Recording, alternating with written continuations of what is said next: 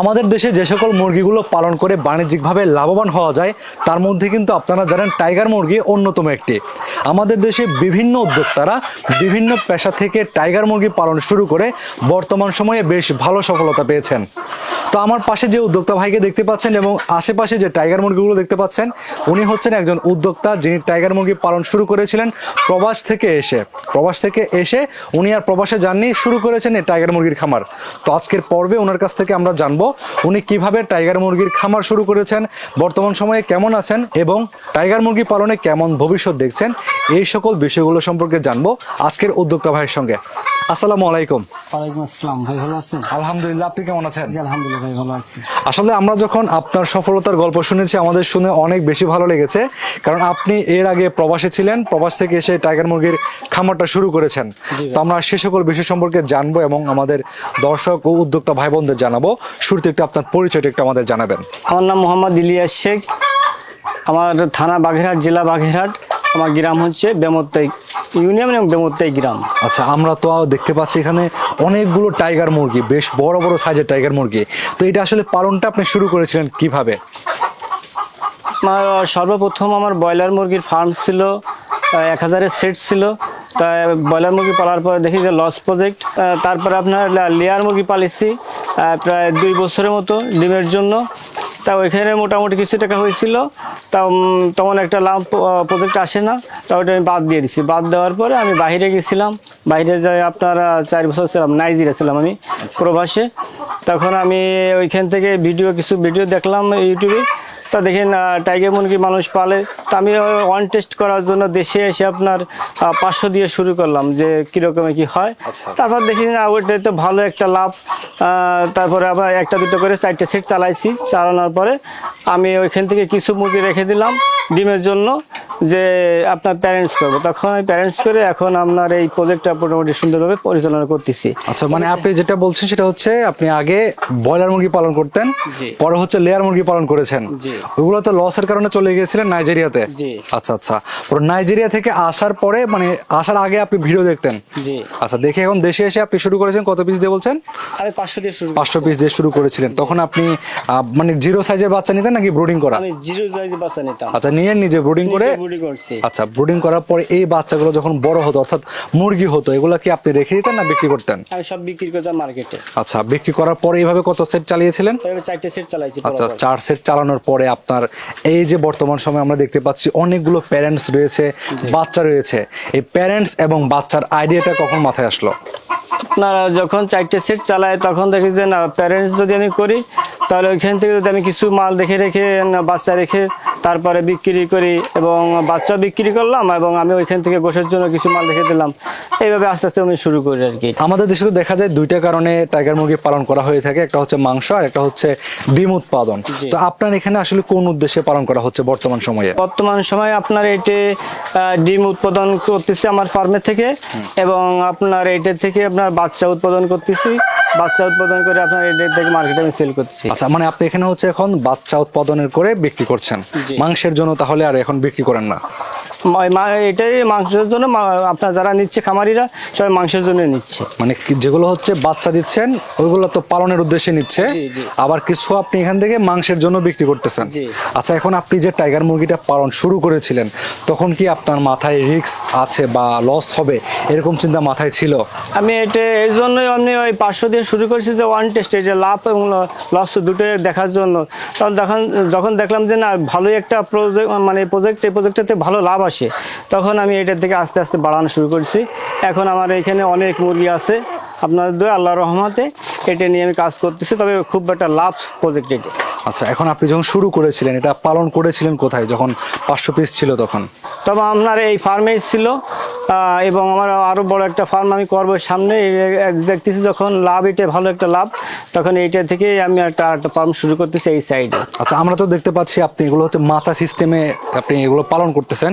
আপনারা দেখতে পাচ্ছেন দর্শকে যে নেট দেওয়া, নেট দিয়ে আপনি মাচার মতো করে নিয়েছেন। তো এটাতে পালন করা আর ফ্লোরে পালন করার মধ্যে পার্থক্যটা কি?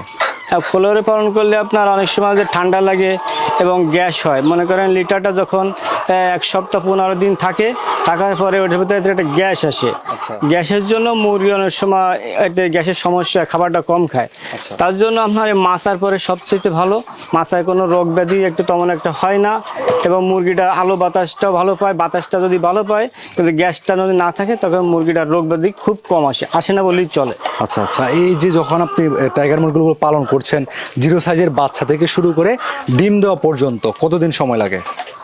আপনার ডিমে আসতে এটার আপনার ভালোভাবে যদি পরিচালনা করা হয় তখন 3 থেকে 3.5 মাসের ভিতরেই ডিমের প্রোডাকশনে আসে 1 পিস 2 করে।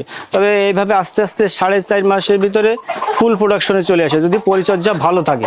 আপনার এখানে যে প্যারেন্টসগুলো রয়েছে শতকরা কত পার্সেন্ট ডিম আসতেছে এখন বর্তমান সময়ে? এখন আপনার এটার থেকে আমি 85-90% রানিং ডিম পাচ্ছি। 85 থেকে 90 আসে? হ্যাঁ, 85 থেকে 90% আসে, তবে রানিং থাকে আপনার 80% রানিং থাকে ডিম এটে। আচ্ছা আচ্ছা, তাহলে তো আর ডিমের সাইজটা খুব বড় বড় হয়, তো এর জন্য আপনার এই মুরগিগুলোর সাইজ খুব বড় হয়। আর এই এমনি বড় মুরগিতে একটু ডিমের মানে পার্সেন্ট হিসেবে কমে আসে, তবে এই তুলনায় আপনার এই যে 80% ধরা যায়, এভারেজ 80% থাকে সবসময়। আপনার এখানে সর্বোচ্চ কত কেজি ওজনের মুরগি আছে বা মোরগ আছে? এখানে আপনার 8 থেকে 9 কেজি ওজনের মোরগ আছে। মুরগির ওজন আপনার থাকে মনে করেন প্যারেন্টসের জন্য কম রাখা হয়, যদি প্যারেন্টসের জন্য বেশি ওয়েট এসে যায় তখন আপনার যদি চর্বি হয়ে যায়, চর্বি হলে ডিমের প্রোডাকশনটা অনেক একেবারে নেমে আসে, তাতে ওইভাবে ব্যবসা পরিচালনা করা যায় না। আর ডিমের জন্য করতে গেলে আপনার 3 থেকে 3.5 কেজির ভিতর রাখতে হবে, তাহলে আপনার ডিমের পার্সেন্টেজটা খুব ভালো আসবে। এটা তো খাবার মেনটেনের মাধ্যমে ওজন নিয়ন্ত্রণ করা যায়? এটি খাবারের ভিতরে সবকিছু মেনটেন করতে হবে। খাবার বেশি দিলে ফ্যাট হয়ে গেলে তখন আপনার ডিমের প্রোডাকশন কমে আসবে। আচ্ছা, এখন এই টাইগার মুরগি পালনের ক্ষেত্রে বাচ্চা কেনার টাকা বা বাচ্চার যে দাম এবং হচ্ছে আপনার সবকিছু মিলিয়ে কেমন আনুমানিক খরচ হয় 100 মুরগির ক্ষেত্রে? 100 মুরগির ক্ষেত্রে আপনার 20,000 টাকা আসে খরচ টোটাল। তার থেকে আপনার সুন্দরভাবে পরিচালনা করলে আপনার মনে করেন এর থেকে 8 থেকে 10,000 টাকা লাভ করা যায় যদি ভালোভাবে পরিচালনা করা হয়। তাহলে খুব আসলে বর্তমানে টাইগারটা অনেকটা লাভ এভাবেই যে খাবার অল্প খায় কিন্তু মাংসটা একটু শরীরে বেশি দাঁড়ায় যায়। মাংস বলিষ্ঠ মুরগ, এই জন্য আপনার টাইগার মুরগিটা বাড়তি মানে অনেকটা বড় হয়, তার জন্য খাবারটা কম খায়, ওইখান থেকে টাকাটা বেশি লাভ হয়। টাইগার মুরগি পালন করার ক্ষেত্রে আসলে কোন কোন বিষয়গুলো মাথায় রাখলে আপনি মনে করেন যে টাইগার মুরগিগুলো মারা যাবে না বা রোগ বালাই আসবে না? সর্বপ্রথম হচ্ছে টাইগার মুরগি পালার ক্ষেত্রে আপনার বাচ্চা নিয়ন্ত্রণ করতে হবে। বাচ্চাটারে আমার দেখতে হবে বাচ্চা কীরকমের। আমি যে যখন শুরু করব সর্বপ্রথম আমি সেই খামারির কাছে যাওয়ার পরে দেখবো যে সেটের মুরগিগুলো কীরকমের বড় আছে, তার থেকে বাচ্চাগুলো যে উঠতেছে বাচ্চাগুলো কীরকমের সাইজ, কীরকমের বড় হয়, এইটা দেখার পরে আমি স্টার্ট করবো আস্তে আস্তে। আর সবচেয়ে মাছার পরে পারলে আপনার মুরগি ভালো থাকে এবং মুরগির ওয়েটটা বেশি আছে মাছার পরে।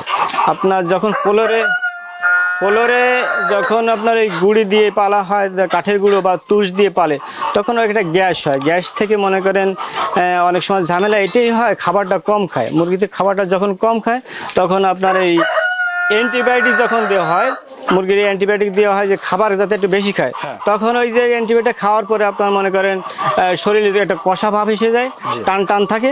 তার জন্য গোশের একটু মানে যখন বাড়বে তখন একটু বাড়ার পর্যায়ে কম চলে আসে। এই জন্য আপনার সবচেয়ে মাছার পরে পারলেই গ্যাসটা হয় না। গ্যাস যখনই হয় না, গ্যাস না হলে মনে করেন খাবারটা বেশি খায়, মুরগির বৃদ্ধিটা খুব ভালো থাকে এটাই।